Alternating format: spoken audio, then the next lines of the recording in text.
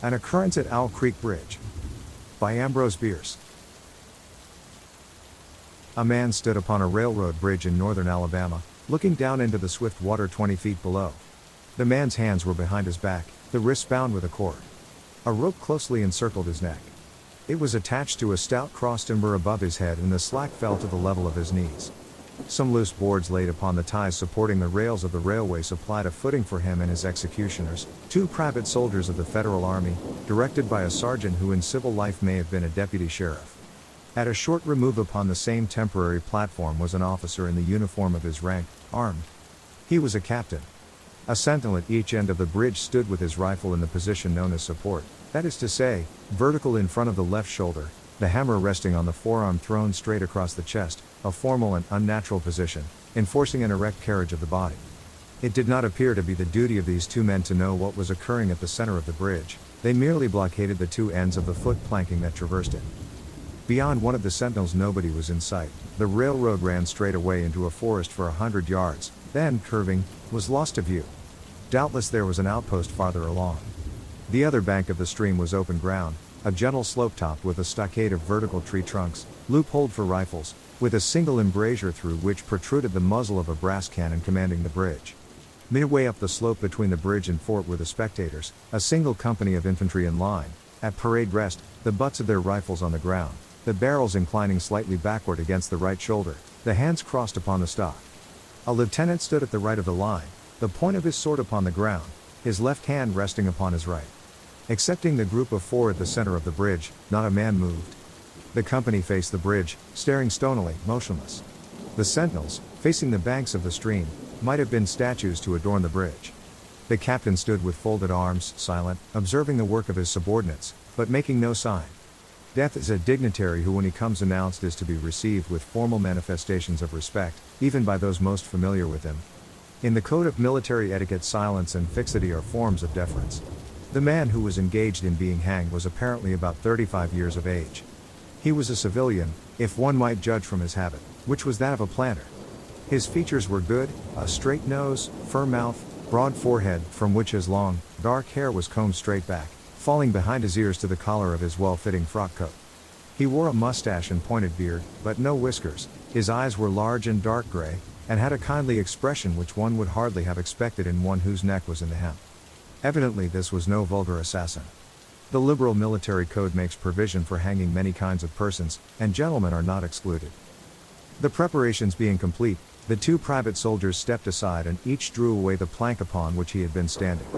The sergeant turned to the captain, saluted and placed himself immediately behind that officer, who in turn moved apart 1 pace. These movements left the condemned man and the sergeant standing on the 2 ends of the same plank, which spanned 3 of the cross ties of the bridge. The end upon which the civilian stood almost, but not quite, reached a 4th. This plank had been held in place by the weight of the captain. It was now held by that of the sergeant. At a signal from the former the latter would step aside, the plank would tilt and the condemned man go down between 2 ties. The arrangement commended itself to his judgment as simple and effective. His face had not been covered nor his eyes bandaged. He looked a moment at his unsteadfast footing, then let his gaze wander to the swirling water of the stream racing madly beneath his feet. A piece of dancing driftwood caught his attention, and his eyes followed it down the current. How slowly it appeared to move. What a sluggish stream. He closed his eyes in order to fix his last thoughts upon his wife and children. The water, touched to gold by the early sun, the brooding mists under the banks at some distance down the stream, the fort, the soldiers, the piece of drift, all had distracted him. And now he became conscious of a new disturbance. Striking through the thought of his dear ones was sound which he could neither ignore nor understand, a sharp, distinct, metallic percussion like the stroke of a blacksmith's hammer upon the anvil. It had the same ringing quality. He wondered what it was, and whether immeasurably distant or nearby. It seemed both. Its recurrence was regular, but as slow as the tolling of a death knell. He awaited each new stroke with impatience and, he knew not why, apprehension. The intervals of silence grew progressively longer. The delays became maddening. With their greater infrequency the sounds increased in strength and sharpness. They hurt his ear like the thrust of a knife. He feared he would shriek. What he heard was the ticking of his watch. He unclosed his eyes and saw again the water below him. If I could free my hands, he thought, I might throw off the noose and spring into the stream. By diving I could evade the bullets and, swimming vigorously, reach the bank, take to the woods and get away home. My home, thank God, is as yet outside their lines. My wife and little ones are still beyond the invaders' farthest advance. As these thoughts, which have here to be set down in words, were flashed into the doomed man's brain rather than evolved from it, the captain nodded to the sergeant. The sergeant stepped aside. Peyton Farquhar was a well-to-do planter, of an old and highly respected Alabama family. Being a slave owner and like other slave owners a politician, he was naturally an original secessionist and ardently devoted to the Southern cause. Circumstances of an imperious nature, which it is unnecessary to relate here, had prevented him from taking service with that gallant army which had fought the disastrous campaigns ending with the fall of Corinth, and he chafed under the inglorious restraint, longing for the release of his energies, the larger life of the soldier, the opportunity for distinction. That opportunity, he felt, would come, as it comes to all in wartime. Meanwhile he did what he could. No service was too humble for him to perform in the aid of the South, no adventure too perilous for him to undertake if consistent with the character of a civilian who was at heart a soldier, and who in good faith and without too much qualification assented to at least a part of the frankly villainous dictum that all is fair in love and war. One evening while Farquhar and his wife were sitting on a rustic bench near the entrance to his grounds, a gray-clad soldier rode up to the gate and asked for a drink of water. Mrs. Farquhar was only too happy to serve him with her own white hands. While she was fetching the water, her husband approached the dusty horseman and inquired eagerly for news from the front. "The Yanks are repairing the railroads," said the man, "and are getting ready for another advance. They have reached the Owl Creek Bridge, put it in order and built a stockade on the north bank. The commandant has issued an order, which is posted everywhere, declaring that any civilian caught interfering with the railroad, its bridges, tunnels, or trains will be summarily hanged." I saw the order. "How far is it to the Owl Creek Bridge?" Farquhar asked. "About 30 miles. Is there no force on this side of the creek?" "Only a picket post half a mile out, on the railroad, and a single sentinel at this end of the bridge." "Suppose a man, a civilian and student of hanging, should elude the picket post and perhaps get the better of the sentinel," said Farquhar, smiling, "what could he accomplish?" The soldier reflected. "I was there a month ago," he replied. "I observed that the flood of last winter had lodged a great quantity of driftwood against the wooden pier at this end of the bridge. It is now dry and would burn like tinder." The lady had now brought the water, which the soldier drank. He thanked her ceremoniously, bowed to her husband and rode away. An hour later, after nightfall, he repassed the plantation, going northward in the direction from which he had come. He was a Federal scout. As Peyton Farquhar fell straight downward through the bridge, he lost consciousness, and was as one already dead. From this state he was awakened, ages later, it seemed to him, by the pain of a sharp pressure upon his throat, followed by a sense of suffocation. Keen, poignant agony seemed to shoot from his neck downward through every fiber of his body and limbs. These pains appeared to flash along well-defined lines of ramification and to beat with an inconceivably rapid periodicity.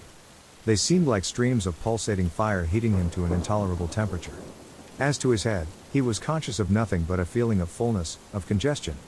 These sensations were unaccompanied by thought. The intellectual part of his nature was already effaced. He had power only to feel, and feeling was torment. He was conscious of motion. Encompassed in a luminous cloud, of which he was now merely the fiery heart, without material substance, he swung through unthinkable arcs of oscillation, like a vast pendulum. Then all at once, with terrible suddenness, the light about him shot upward with the noise of a loud splash. A frightful roaring was in his ears, and all was cold and dark. The power of thought was restored. He knew that the rope had broken and he had fallen into the stream. There was no additional strangulation. The noose about his neck was already suffocating him and kept the water from his lungs. To die of hanging at the bottom of a river. The idea seemed to him ludicrous. He opened his eyes in the darkness and saw above him a gleam of light, but how distant, how inaccessible. He was still sinking, for the light became fainter and fainter until it was a mere glimmer. Then it began to grow and brighten, and he knew that he was rising toward the surface, knew it with reluctance, for he was now very comfortable. To be hanged and drowned, he thought, that is not so bad, but I do not wish to be shot. No, I will not be shot, that is not fair. He was not conscious of an effort, but a sharp pain in his wrist apprised him that he was trying to free his hands. He gave the struggle his attention, as an idler might observe the feat of a juggler, without interest in the outcome. What splendid effort! What magnificent, what superhuman strength! Ah, that was a fine endeavor. Bravo! The cord fell away, his arms parted and floated upward, the hands dimly seen on each side in the growing light. He watched them with a new interest as first one and then the other pounced upon the noose at his neck. They tore it away and thrust it fiercely aside, its undulations resembling those of a water snake. "Put it back! Put it back!" He thought he shouted these words to his hands, for the undoing of the noose had been succeeded by the direst pang that he had yet experienced. His neck ached horribly, his brain was on fire, his heart, which had been fluttering faintly, gave a great leap, trying to force itself out at his mouth.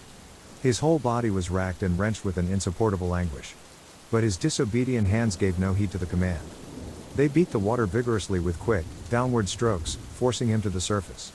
He felt his head emerge. His eyes were blinded by the sunlight, his chest expanded convulsively, and with a supreme and crowning agony his lungs engulfed a great draught of air, which instantly he expelled in a shriek. He was now in full possession of his physical senses. They were, indeed, preternaturally keen and alert. Something in the awful disturbance of his organic system had so exalted and refined them that they made record of things never before perceived.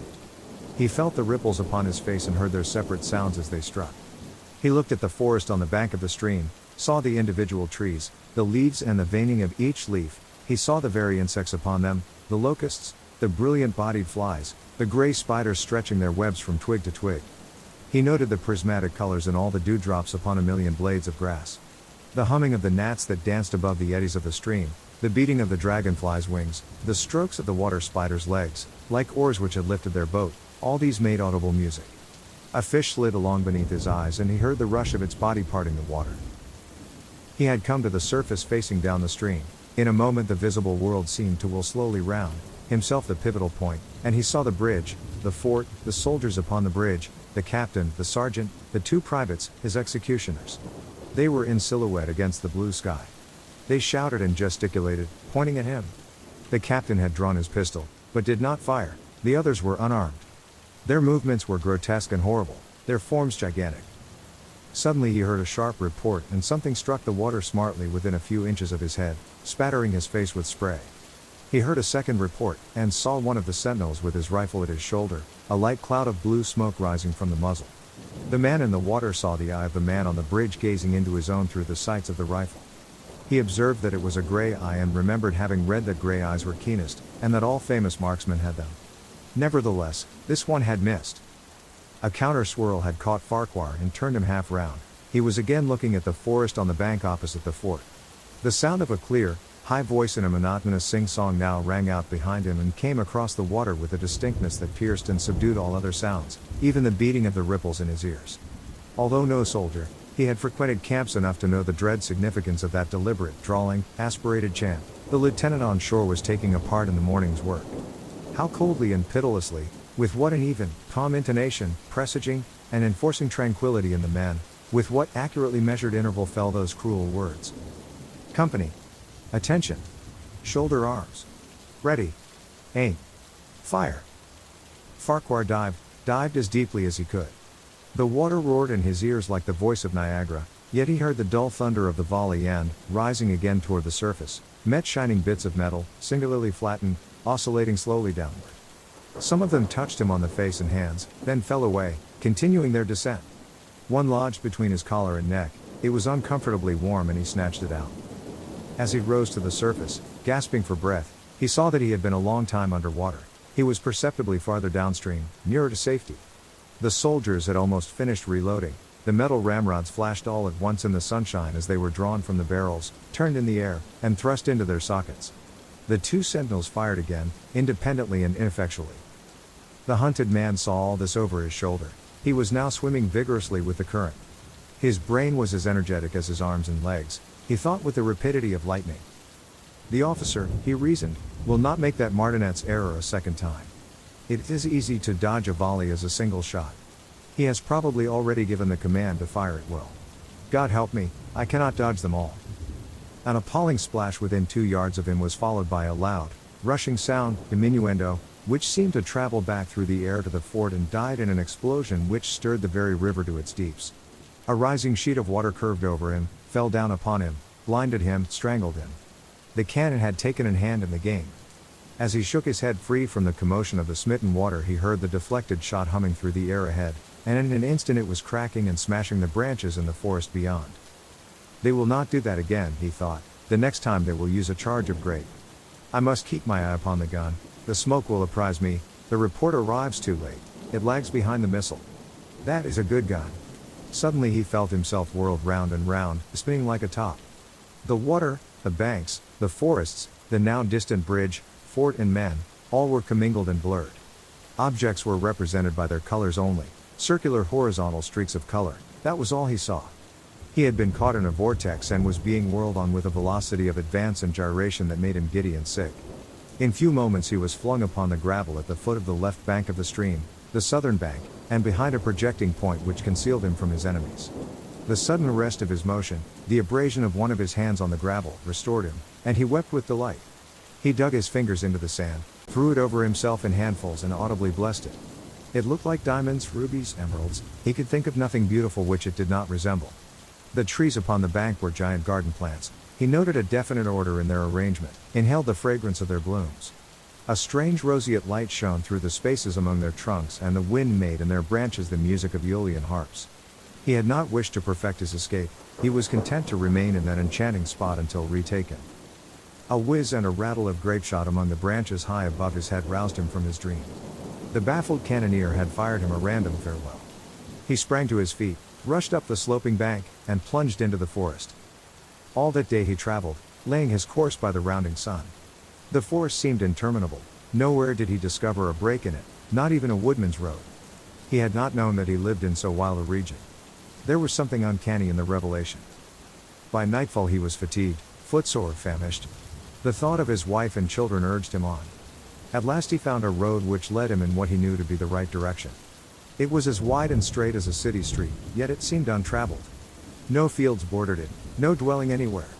Not so much as the barking of a dog suggested human habitation. The black bodies of the trees formed a straight wall on both sides, terminating on the horizon in a point, like a diagram in a lesson in perspective. Overhead, as he looked up through this rift in the wood, shone great golden stars looking unfamiliar and grouped in strange constellations. He was sure they were arranged in some order which had a secret and malign significance. The wood on either side was full of singular noises, among which, once, twice, and again, he distinctly heard whispers in an unknown tongue. His neck was in pain, and lifting his hand to it found it horribly swollen. He knew that it had a circle of black where the rope had bruised it. His eyes felt congested, he could no longer close them. His tongue was swollen with thirst, he relieved its fever by thrusting it forward from between his teeth into the cold air. How softly the turf had carpeted the untraveled avenue, he could no longer feel the roadway beneath his feet. Doubtless, despite his suffering, he had fallen asleep while walking, for now he sees another scene, perhaps he has merely recovered from a delirium. He stands at the gate of his own home. All is as he left it, and all bright and beautiful in the morning sunshine. He must have traveled the entire night. As he pushes open the gate and passes up the wide white walk, he sees a flutter of female garments. His wife, looking fresh and cool and sweet, steps down from the veranda to meet him. At the bottom of the steps she stands waiting, with a smile of ineffable joy, an attitude of matchless grace and dignity. Ah, how beautiful she is! He springs forwards with extended arms. As he is about to clasp her, he feels a stunning blow upon the back of the neck. A blinding white light blazes all about him with a sound like the shock of a cannon, then all is darkness and silence. Peyton Farquhar was dead. His body, with a broken neck, swung gently from side to side beneath the timbers of the Owl Creek Bridge.